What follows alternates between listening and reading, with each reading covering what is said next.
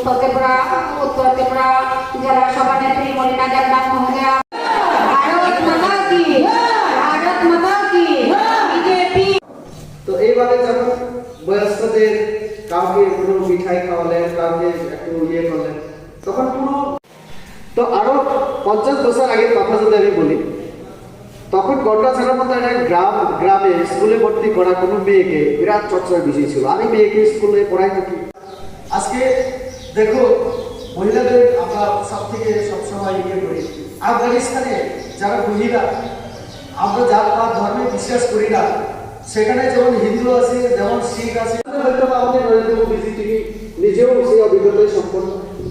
ওনার মা আমাদের বাড়িতে কাজ করতেন, তার জন্য নরেন্দ্র মোদীর চিন্তা হচ্ছে কি মহিলাদের ক্ষমতা ইন্টিগ্রেট করা, সম্মান দেওয়া।